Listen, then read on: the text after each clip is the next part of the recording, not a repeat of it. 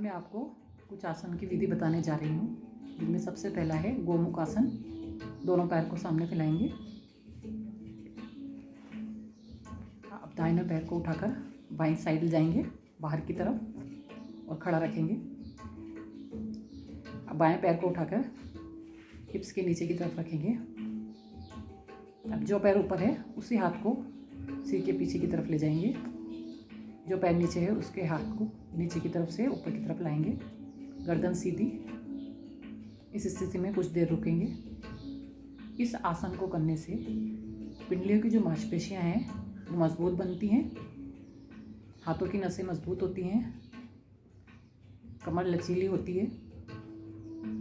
किसी तरह का जो दर्द होता है कमर में उसमें आराम मिलता है। इसमें सांस नॉर्मल रहती है।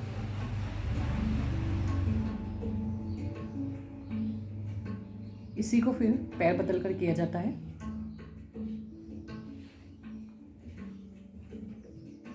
बाएं पैर को दाहिनी तरफ ले जाएंगे। दाहिने पैर को हिप्स के नीचे रखेंगे। बायां हाथ ऊपर की तरफ।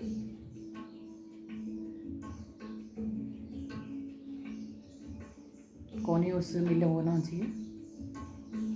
शरीर सीधा। श्वास प्रश्वास करेंगे, नॉर्मल रहेगी। श्वास का योगा में बहुत महत्व है। श्वास 3 तरह की इसमें होती है श्वसन क्रिया।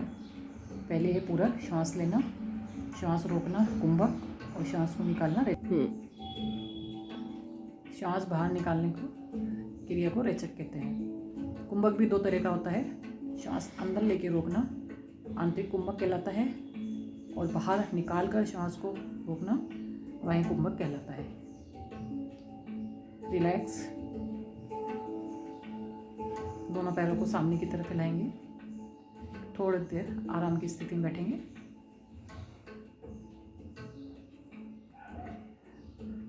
अगला आसन है पद्मासन। दाहिने पैर को उठाकर बाईं जंघा पे रखेंगे और बाएं पैर को उठाकर दाहिनी जंघा पे रखेंगे। दोनों घुटने ज़मीन से छुएंगे। दोनों हथेलियों को घुटनों पे रखेंगे।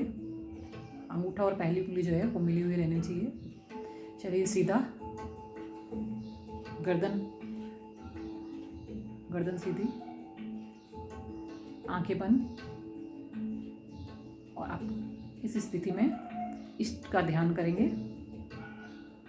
अगर किसी तरह के गलत विचार आ रहे हैं तो उनको हटाने की कोशिश करेंगे अपने दिमाग से।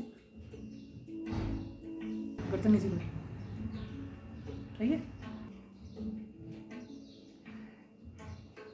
इस आसन से हमें मानसिक शांति मिलती है। पिंडलियों की जो मांसपेशियां हैं वो सशक्त बनती हैं। मेरुदंड लचीला होता है। सबसे ज़्यादा हमें इससे मानसिक शांति मिलती है। ये आसन ध्यान लगाने में अधिक काम में लिया जाता है। इससे हम ध्यान लगाना आसान होता है। इस आसन में बैठकर ध्यान लगाना आसान होता है। इसमें श्वास प्रश्वास नॉर्मल रहती है।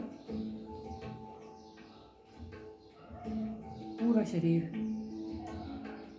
आरामदायक स्थिति में रखना है।